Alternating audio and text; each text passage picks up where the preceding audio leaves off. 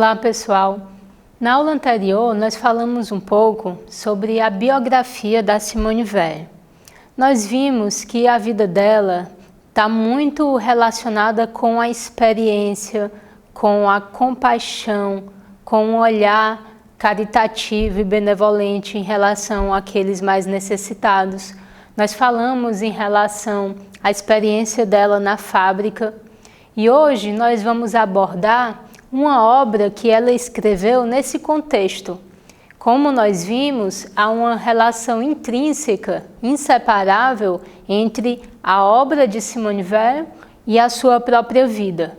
Então, uma vez que ela experimentou a dureza da fábrica, quando ela se colocou naquela posição de experimentar na própria carne a realidade dos operários, isso se deu porque ela queria vivenciar aquilo sobre o que ela teorizava.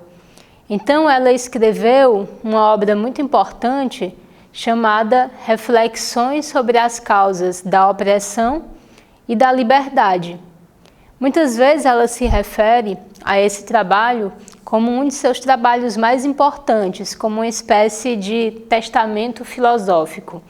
De fato, é uma obra densa, uma obra importante, uma obra um tanto quanto profética, que faz também um diagnóstico bem interessante do próprio momento em que ela vivia.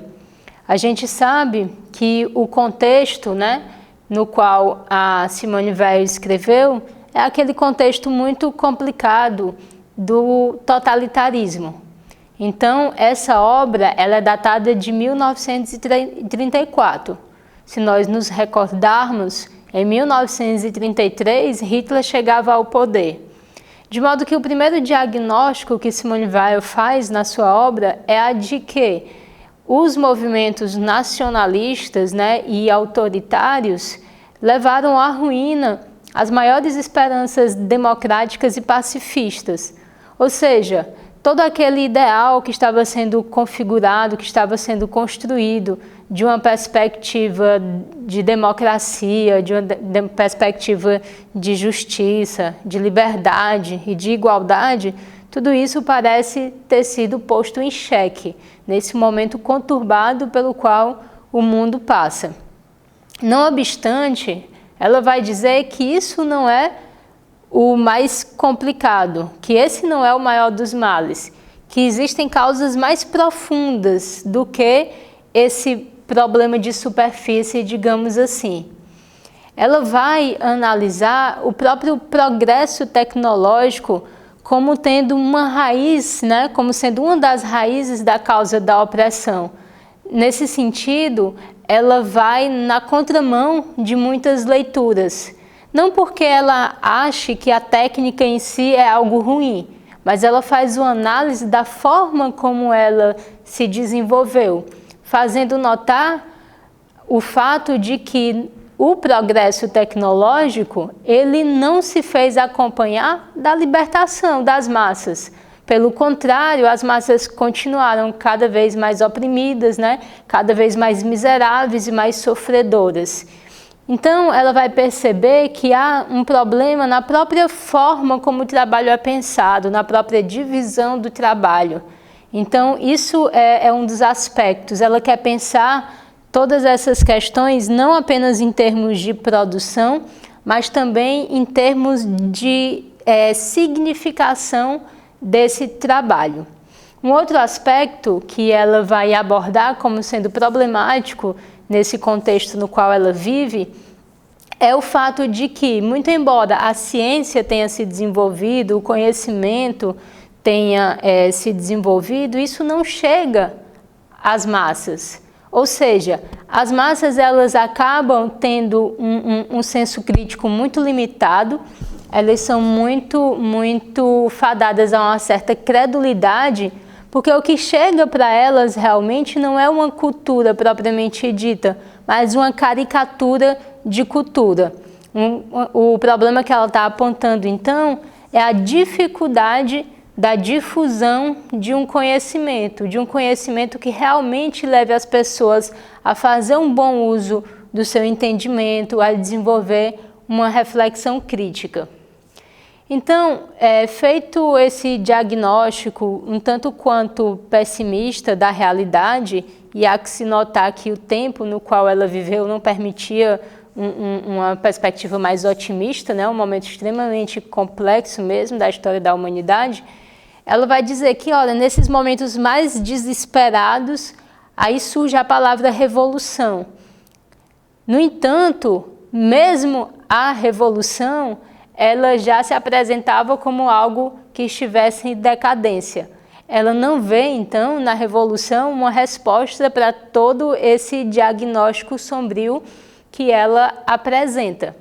E aí, essa obra, Reflexões sobre as Causas da Opressão e da Liberdade, ela traz uma crítica muito interessante ao marxismo. Ela, obviamente, por ser uma pessoa que teve participação em movimentos de esquerda, uma pessoa que tinha sempre uma preocupação com a causa dos operários, é óbvio que ela acabou precisando lidar com a literatura marxista, né? Então, ela teve um momento de adesão, digamos assim, e depois um momento de forte crítica, principalmente aos aspectos coletivistas, né, do pensamento marxista. Mas uma das críticas que ela vai fazer em relação ao pensamento de Marx é no que diz respeito ao fato da concepção que ele tem da forma de produção, né? Como se houvesse uma espécie de determinação de que houvesse também um progresso das forças materiais, dos meios de produção, que levasse inevitavelmente àquela sociedade que ele prefigurava como sendo uma sociedade livre e igualitária. Então, a crítica de Weil ao marxismo, ela pretende também ser uma crítica ao determinismo histórico que está contido, né, nesse pensamento marxista. Ela vai dizer que o socialismo científico é um dogma tanto quanto a ciência nas suas resoluções finais. Ou seja, as pessoas se colocam como crentes em relação aos dogmas científicos sem se perguntar pelo método científico. Então, da mesma forma, o marxismo, ele se apresenta dentro da literatura socialista como um dogma e as pessoas não se perguntam pelos pressupostos. E o que ela vai contestar é que o postulado da sociedade capitalista elaborar em si mesma as condições materiais que conduzem ao regime de liberdade e de igualdade, né, é algo que não tem nada de científico. É um postulado, é um pressuposto, né? E ela vai chamar, então, essa concepção marxista das forças produtivas uma espécie de religião. Então, ela vai se referir muitas vezes à religião marxista. E ela vai apontar esse pressuposto, essa perspectiva assim, quase mitológica, né, da concepção de mundo marxista como algo que está muito ligado à própria filosofia hegeliana. Como nós sabemos, Marx ele herdou muito da filosofia de Hegel. E Hegel é um filósofo que pensava a história como uma espécie de realização do espírito objetivo. É como se houvesse uma determinação, né, na história que tende sempre para progredir, porque aquilo que é espiritual tende sempre, né, para o melhor. Ora, como Marx tinha uma perspectiva de relações sociais, de luta de classes, ou seja, pressupostos materialistas, o que ele faz, então, é inverter, né, a questão da dialética hegeliana e conceber o seu materialismo histórico dialético Mas nesse movimento ele acaba então atribuindo à própria matéria aquilo que é algo da alçada do espírito, que é essa tendência para o melhor. Então, Marx substitui o espírito pela matéria como motor da história.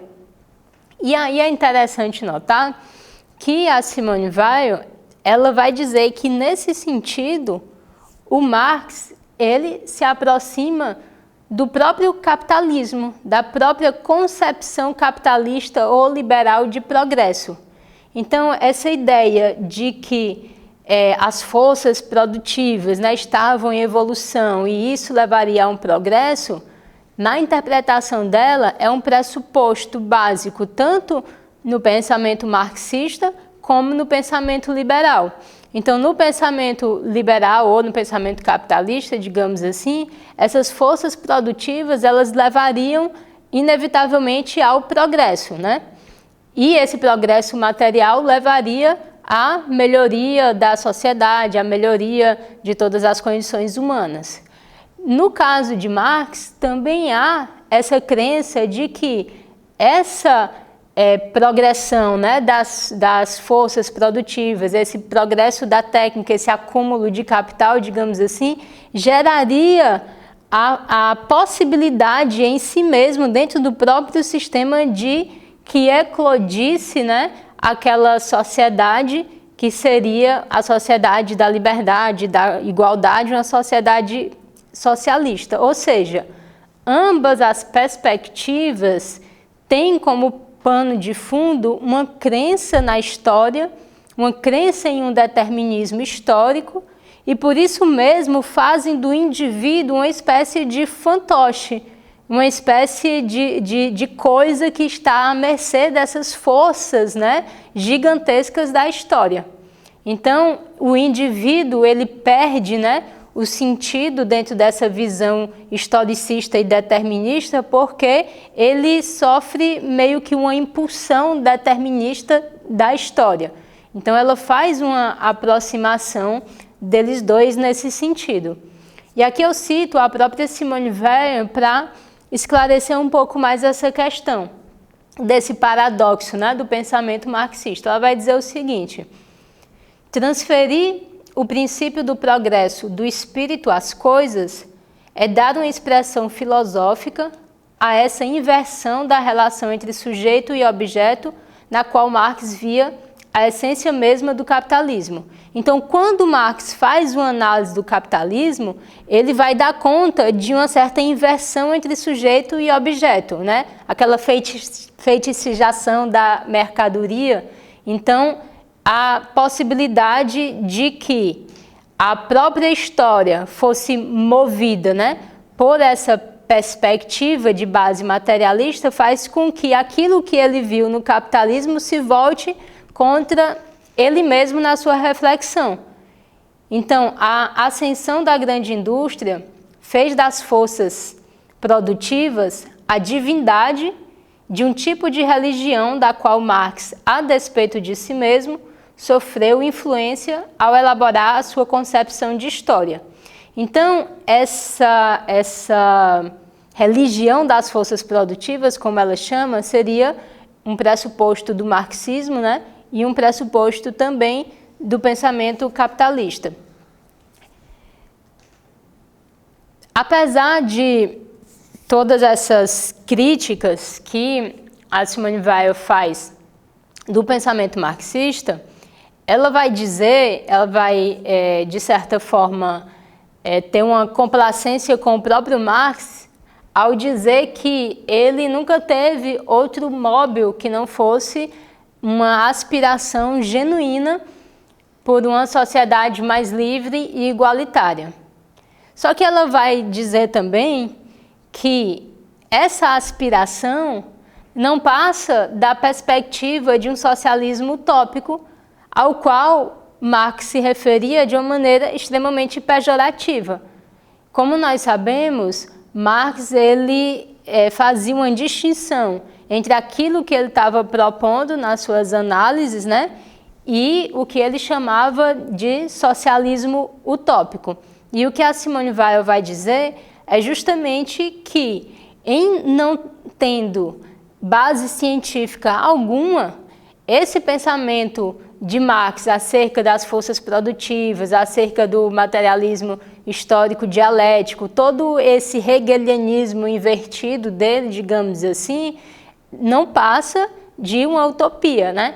Tal qual a que ele acabou, de certa forma, denunciando nos socialistas utópicos. Então, a perspectiva da crítica que ela faz ao marxismo é importante porque coloca ela em contraposição a qualquer tendência revolucionária, né?